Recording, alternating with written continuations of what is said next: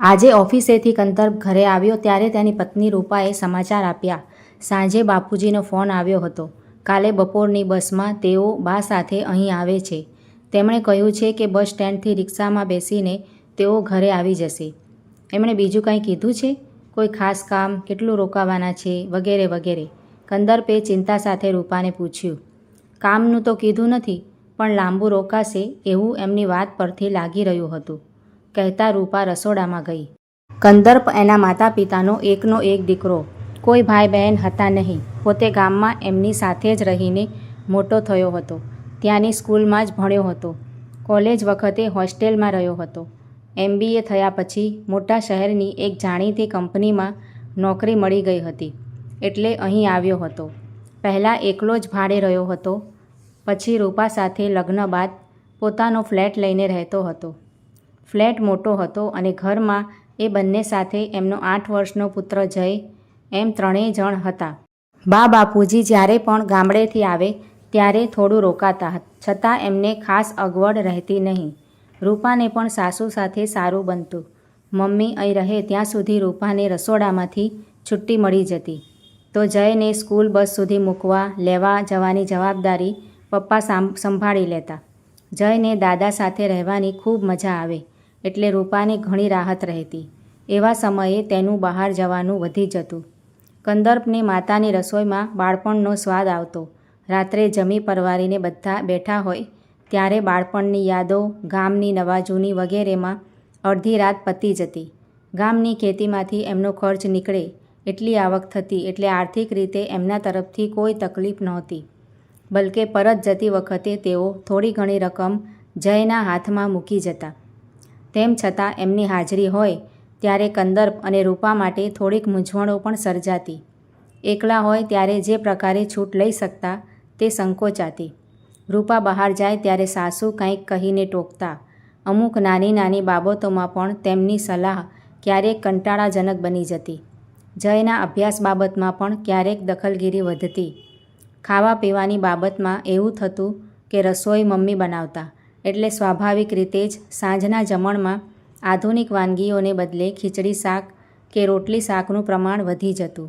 જેમ જેમ દિવસો વીતતા જાય તેમ તેમ એમના એકલા રહેવાના ફાયદા ઉપર પેદા થતી અગવડો હાવી થઈ જતી. અને એમ થવા લાગતું કે હવે આ લોકો અહીંથી જાય તો સારું. આમ છતાં તેમણે મોં પર હાસ્ય સાથે એવું કહેવાની ફરજ પડતી કે હજુ રોકાઓને, શું ઉતાવળ છે? જ્યારે એ લોકો અહીં હોય ત્યારે જયને એમના ભરોસે મૂકીને રજાના દિવસે કે રાત્રે મિત્રોને ત્યાં મળવા જવાનું ખૂબ અનુકૂળ બની જતું. આ વખતે પણ એ જ બન્યું. એક તરફ આનંદ હતો તો બીજી તરફ મૂંઝવણ. પહેલું અઠવાડિયું તો ખૂબ આનંદમાં વીતી ગયું. બીજા અઠવાડિયા પછી એનો ભાર શરૂમાં હળવો રહીને ધીરે ધીરે વધવા લાગ્યો. એક સાંજે કંદર્પ અને રૂપા એમના એક મિત્રને ત્યાં ગયા હતા. મિત્રના ઘરમાં તેઓ પતિ પત્ની બંને, તેમના 2 બાળકો અને તેમના મમ્મી પપ્પા એમ 6 જણાની વસ્તી હતી. એમના મિત્રએ દરવાજો ખોલ્યો અને આવો કહીને પોતે રસોડા તરફ પાણી લેવા માટે વળ્યો. પરિચિત ઘર હતું એટલે ઔપચારિકતાની જરૂર નહોતી. બંને જણ ઘરમાં પ્રવેશ્યા ત્યારે ઘરના બધા માણસો જમી પરવારીને હોલમાં બેઠા હતા. ટીવી પર કોઈ સિરિયલ ચાલતી હતી, પણ કોઈનું ધ્યાન તેમાં હોય એવું લાગ્યું નહીં. સોફામાં બેસીને બધા પોતપોતાના મોબાઈલ ફોનમાં વ્યસ્ત હતા. એ લોકોના બેઠા પછી મિત્રની પત્નીએ તથા તેના મમ્મી પપ્પાએ તેમના તરફ જોઈને ઔપચારિક સવાલો પૂછી લીધા અને પાછા પોતાના મોબાઈલમાં વ્યસ્ત થઈ ગયા. કંદર્પે તેની નોંધ વિચારપૂર્વક લીધી. પછી તેઓ મિત્ર સાથે તેના રૂમમાં જઈને બેઠા. થોડીવાર ગપ્પા માર્યા પછી ઘરે જવા માટે નીકળ્યા. તે કાંઈ નોંધ્યું? રસ્તામાં કંદર્પે રૂપાને પૂછ્યું. ના, શું? જોયું અમિતના બા બાપુજી મોબાઈલમાં કેવા વ્યસ્ત હતા? રૂપાએ કહ્યું. હા, મને તો બહુ ખરાબ લાગ્યું. જો તમારા મિત્ર સાથે તેના રૂમમાં જઈને ના બેઠા હોત તો હું તો 5 જ મિનિટમાં ત્યાંથી ઊભી થઈ જાત. મોબાઈલ માણસોને કેવા લાગણીહીન બનાવી દે છે. કંદર્પ બોલ્યો. એ તો ખરું, પણ મને એ બધું જોઈને એક વિચાર આવ્યો છે. રૂપાએ આશ્ચર્યથી પૂછ્યું. શું? નિરાંતે કહીશ. રૂપા કંદર્પ સામે જોઈ રહી. એને કાંઈ સમજાયું નહીં. ત્યાં સુધીમાં તો ઘર આવી ગયું, એટલે બંને અંદર ગયા. એ વાતને 2 દિવસ વીતી ગયા. પછી એક દિવસ કંદર્પ એક નવો સ્માર્ટફોન લઈને આવ્યો અને આવતાની સાથે સામે બેઠેલા પપ્પા સામે જોઈને કહ્યું, પપ્પા, હું તમારા માટે એક સરસ નવો ફોન લાવ્યો છું. 2 દિવસ પછી તમારી વર્ષગાંઠ આવે છે એટલે તમારા માટે ભેટ. પપ્પાએ પૂછ્યું, પણ મારે સ્માર્ટફોનની શું જરૂર છે બેટા? મને તો ફોન ચલાવતા પણ નહીં આવડે. મારે તો ડાયલવાળું ડબલું જ સારું. તારી મમ્મીને પણ ના આવડે. કેટલો મોંઘો આવ્યો હશે. ડાયલિંગવાળા ફોનનો જમાનો ગયો પપ્પા. હવે તો મોબાઈલ ફોનનો જમાનો આવ્યો છે. તમે જ્યારે ગામમાં હો છો ત્યારે કેટલા દિવસો સુધી તમારો ફોન બંધ પડી જાય છે અને ભાડું પણ કેટલું વધારે. નહીં વાપરીએ તોય ચૂકવવાનું. એના કરતાં તો આ ખૂબ સસ્તો પડે. વળી એમાં તમે સમાચાર વગેરે પણ જોઈ શકો. વોટ્સએપ પર તમારા મિત્રો સાથે ગપ્પા પણ મારી શકો. વાત તો તારી સાચી છે બેટા. ગામમાં પણ હવે બધા પાસે મોબાઈલ છે. મારા જેવા 2-3 જણાને ત્યાં જ ડબલા છે. એટલે બગડે તો માણસ કેટલાય દિવસ પછી આવે. ચોમાસામાં તો લગભગ બંધ જ હોય. પણ મને ફોન ચલાવતા શીખવશે કોણ? એ તો આવડી જશે. હું તમને શીખવીશ. રૂપા પણ શીખવશે અને જય પણ હવે તો એમાં નિષ્ણાત થઈ ગયો છે. અને પછી અઠવાડિયામાં તો પપ્પા ફોન બરાબર વાપરતા શીખી ગયા. એટલું જ નહીં, વોટ્સએપ ઉપર મિત્રોને શોધીને ગપ્પા પણ શરૂ કરી દીધા. ધીમે ધીમે એમનો ફોન પ્રેમ વધતો જ ગયો. હવે તો જયને મૂકવા જાય ત્યારે પણ ફોન સાથે જ હોય અને ઘણીવાર તો ફોનમાં વ્યસ્ત હોય ત્યારે જયને સામે કહેવું પડે કે દાદા, મારી બસ આવી ગઈ, બાય.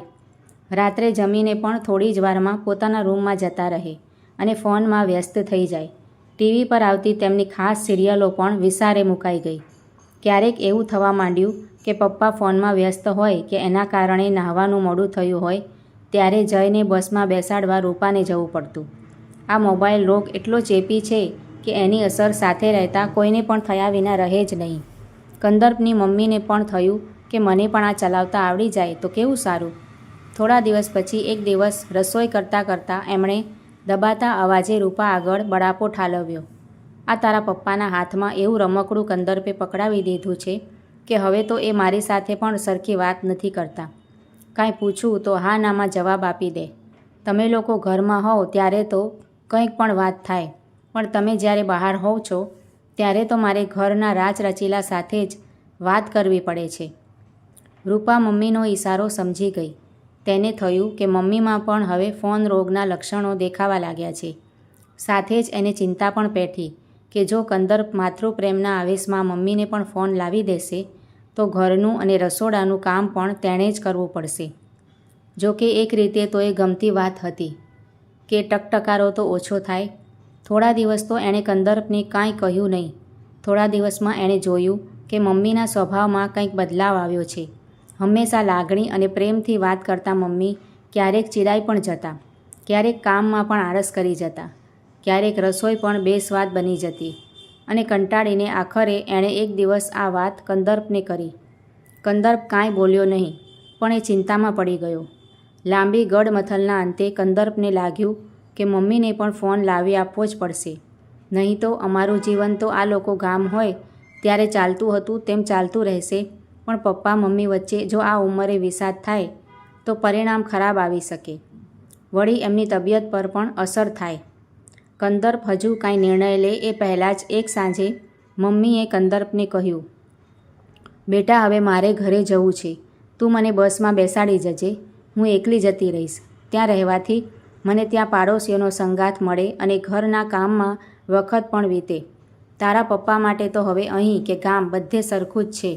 એમને તો ફોન મળ્યો એટલે બધું મળી ગયું. કંદર્પ થોડીવાર મૌન રહ્યો. તેનું અનુમાન સાચું પડતું હોય એવું લાગ્યું. એને થયું કે મમ્મીને આ રીતે એકલી મોકલવાથી તો વાત વધારે બગડશે. થોડીવાર વિચારીને એણે મમ્મીને કહ્યું, સારું, એવું કરીએ. આ અઠવાડિયાના અંતે મારે 2 દિવસની રજા છે. જયને પણ સ્કૂલમાં રજા છે એટલે આપણે બધા સાથે જ ગામ જઈશું. ઘણા વખતથી અમે પણ ગામડે આવ્યા નથી. એ બહાને વેકેશન થઈ જશે, બરાબર ને? એણે રૂપા તરફ જોઈને કહ્યું. દીકરાની વાત સાંભળીને મમ્મી ખુશ થઈ ગયા અને કહ્યું, આ તો બહુ સરસ, પણ તારા પપ્પાને આ વિશે કહ્યું? હું વાત કરું છું, કહીને તે પપ્પા પાસે ગયો. તેમણે રજાની વાત કરીને સંમતિ મેળવી લીધી અને શુક્રવારે સાંજે તો બધા ગામ જવા માટે નીકળી ગયા. જતાં પહેલાં કંદર્પે મમ્મી માટે પણ એક ફોન ખરીદી લીધો. પણ તે ગામ જઈને મમ્મીને આપીશ એમ વિચારીને પોતાની પાસે જ રાખ્યો. શનિ રવિના 2 દિવસ આનંદમાં વીતી ગયા. જયને તો ગામમાં ખૂબ જ મજા આવી. દાદા જોડે ખેતરે પણ જઈ આવ્યો. રવિવારે નીકળતા પહેલાં કંદર્પ મમ્મીને ફોન આપવાનો વિચાર કરતો હતો. તે પહેલાં જ પપ્પાએ કહ્યું, બેટા આ ફોન તું પાછો લઈ જા. અહીં ગામમાં તો મારે બધા સાથે પરિચય અને બીજા કામો પણ ઘણા, એટલે સમય પસાર કરવાની કોઈ ચિંતા નથી અને મારે ક્યાં કોઈ સાથે વધારે વાત કરવાની હોય છે, એટલે આ ડબલું જ ચાલશે. આટલા દિવસના અનુભવે મને સમજાયું કે આ તો એક પ્રકારનું વ્યસન છે જે પોતાનાને પણ પારકા બનાવી શકે. એક જ ઘરમાં રહેવા છતાં આપણે એકબીજાથી દૂર થઈ જવાય. કંદર્પને આશ્ચર્ય થયું. ઘણા દિવસથી પોતે જે મનમાં રાખ્યું હતું તે પપ્પાએ આટલી સરળતાથી કહી દીધું અને જોયું કે મમ્મી પપ્પાની વાત સાંભળીને ફરી પહેલાંની જેમ ખુશ દેખાય છે. હવે તો મમ્મીને અલગથી ફોન આપવાનો પ્રશ્ન જ નહોતો. તમારી વાત સાચી છે, પણ પપ્પા એ ફોન તમે તમારા પાસે રહેવા દો. જ્યારે તમારું ડબલું બંધ હોય ત્યારે કામ આવશે. રોજ વાપરવો કે ક્યારેક તે તમારા પર છોડું છું. તમે મારા કરતાં વધારે અનુભવી છો. ચિંતાનું પોટલું માથા પર લઈને જવા તૈયાર થયેલા કંદર્પ રૂપાને માથા પરથી મોટો ભાર હળવો થયો હોય એવો સંતોષ એમને થયો. મિત્રો, આ વાર્તા વિશે તમારું શું કહેવું છે? કોમેન્ટ કરજો અને વિડીયોને લાઇક શેર કરીને ચેનલને સબસ્ક્રાઈબ જરૂરથી કરજો. અને આ વાર્તા તમને કેવી લાગી છે તે પણ કમેન્ટ દ્વારા જરૂરથી જણાવજો. વિડીયો જોવા માટે તમારા બધાનો ખૂબ ખૂબ આભાર માનું છું. Thank you.